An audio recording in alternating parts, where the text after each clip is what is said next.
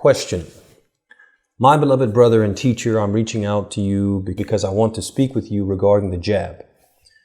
But first, I want to thank you. I thank Allah for you and those like you who don't waver regarding the truth.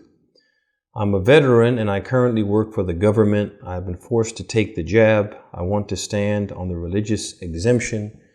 Based upon the point that you made in your video, in fact, I reached out to a few high-level and well-respected national and international imams, scholars, who I've always gone to for aid and advice. Meaning I have a relationship with them, and in the end, after talking with them, they basically told me, no, I will not support you in this issue. Shaykh, I was hurt by this, and now I look at them differently. Is that wrong? How do you deal with love and disappointment of people in Islam, especially when it hurts so bad it kicks your iman in the basement? Alhamdulillah Rabbil Alameen. Wa sallallahu wa sallam wa baraka ala nabina Muhammadin wa ala alihi wa sahbihi ajma'in. So, first off, my dear brother, you ask, is it wrong to look at some scholars differently who did not support you in the issue of being vaccinated for COVID? It is not clear from your question why exactly those scholars and imams refused to lend their support. Is it that after studying the issue, they reached a conclusion different from the one you have chosen to follow? If this is the case, we need to be fair in issues in which differences of opinion are permitted. These issues are often referred to by the scholars as al-masail al-ijtihadiyah. Issues which rely on independent judgment, issues wherein a conclusion is reached through deductive reasoning, matters in which the Sharia allows some discretion. These are issues in which no specific textual evidence exists that provides a definitive ruling. My dear brother, we have to realize that in these issues, we may feel very strongly about our position and feel that the person holding the opposing view is mistaken. We may feel that we're 100% right. The evidence is 100% on our side. But if the matter is based upon ijtihad and differences regarding it are therefore permitted, we cannot deny others the right to see things differently or to reach a different conclusion, provided that their views are supported by some form of evidence and are not completely unprecedented. The early scholars who should be our example and role models were of this mindset and followed this approach to issues of this category.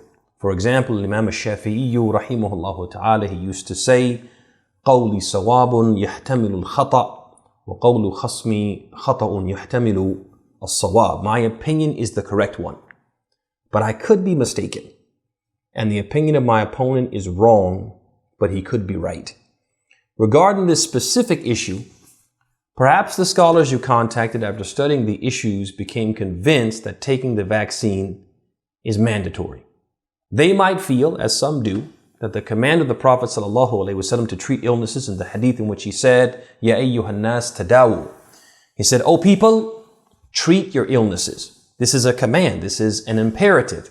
So some of them may take that command to treat illnesses as an indication of al-wujub, obligation and requirement. And therefore, they feel, by extension, taking the vaccine is mandatory because it's a type of treatment.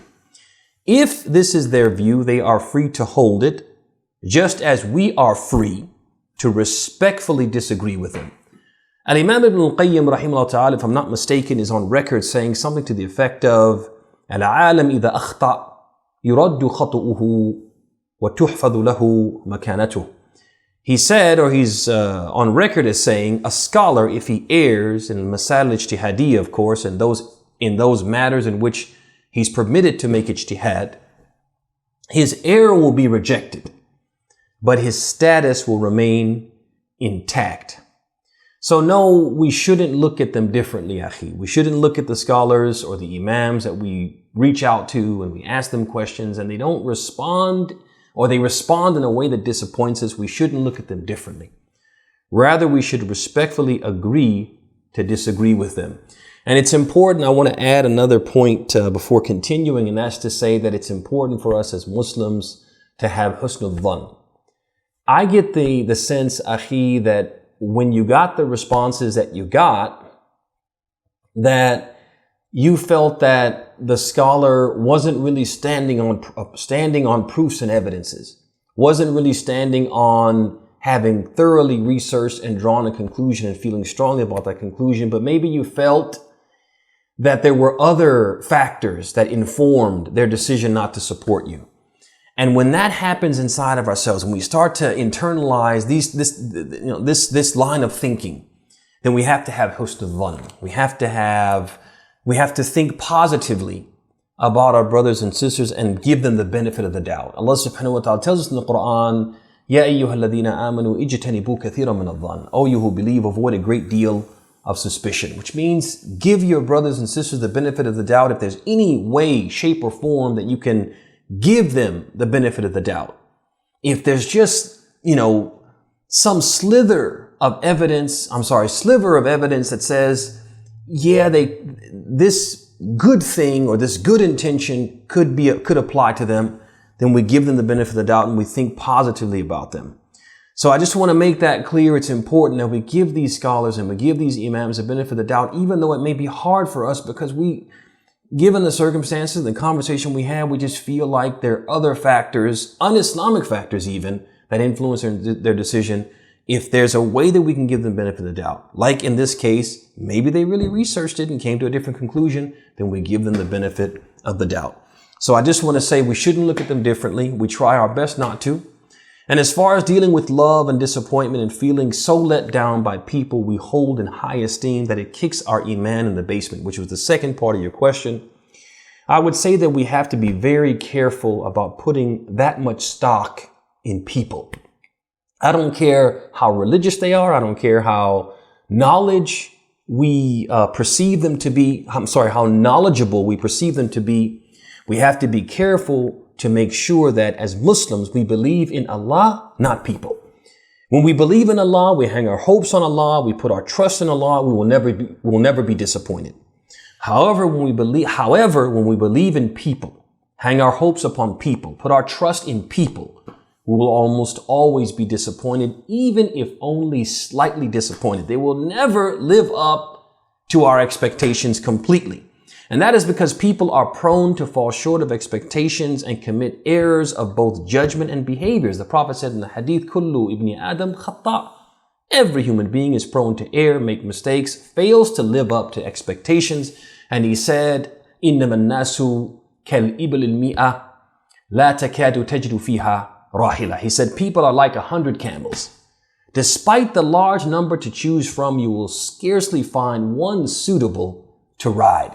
So my dear brother, if the behavior of people is affecting our iman, then it's important for us to revisit our intentions and thoroughly assess the focus of our hope and trust.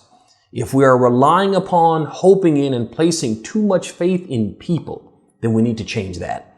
We need to make sure that we temper our expectations of people so that their failures or failings will never affect our faith, regardless of what the people do. My faith should never be affected by that because I already know people are like 100 camels and people are prone to mistakes. People are prone to err. So I definitely empathize with you, brother. I could feel your pain in your question, but I just want to say two things. One, don't look at the scholars and the imams differently if they differ with you in a matter in which differing is permitted. And two, don't let the disappointments that come from people's behavior affect your faith. If it is, you have to revisit where the focus of your trust and your reliance is, because it should be on Allah, not on the people. هذا وصلى الله وسلم وبارك بمحمد وعلى آله وصحبه أجمعين.